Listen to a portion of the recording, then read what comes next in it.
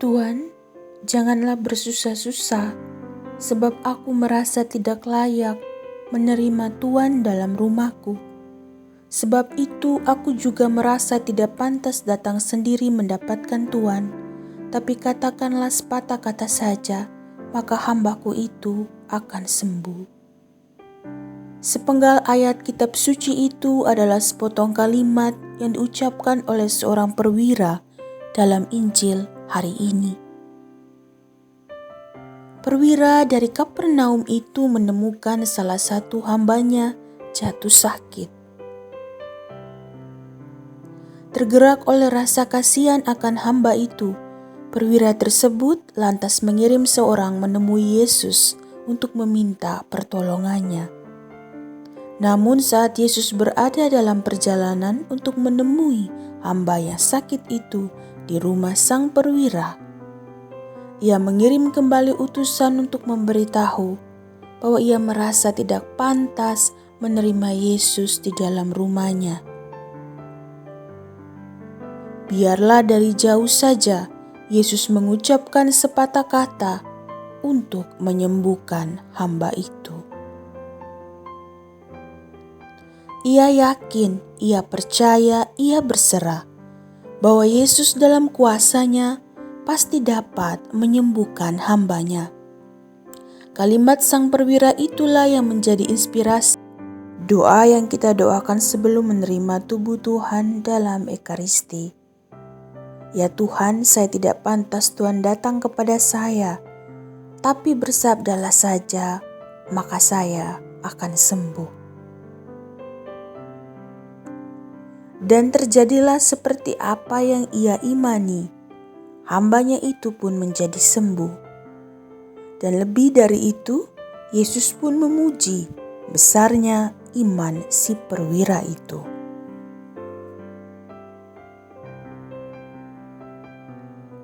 Kisah Injil hari ini sungguhlah menarik dan menyentuh hati kita, terutama tentang tokoh sang perwira.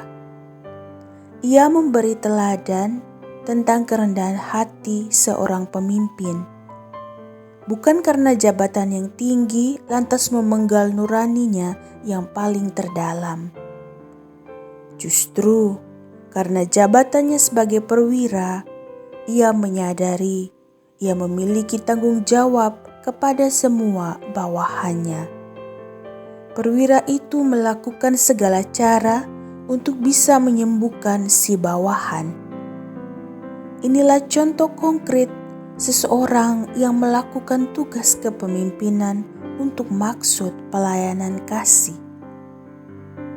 Selain itu, kisah ini juga menunjukkan pada kita betapa besar iman dari sang perwira.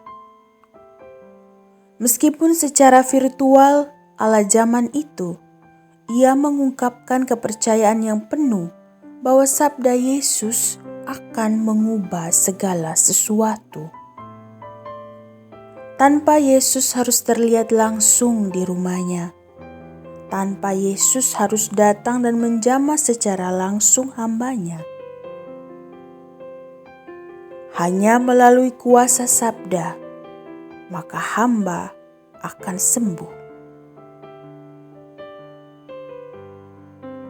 Kisah dan teladan si perwira menjadi bahan perenungan bagi kita yang hidup dengan status sebagai pengikut Kristus. Dalam keadaan sulit, seberapa jauh kita berserah dan percaya akan rencana dan penyelenggaraan Tuhan. Sudahkah iman kita terungkap dalam tindakan percaya kepada kehadiran dan kuasa Tuhan, meskipun itu tak dapat kita lihat secara langsung?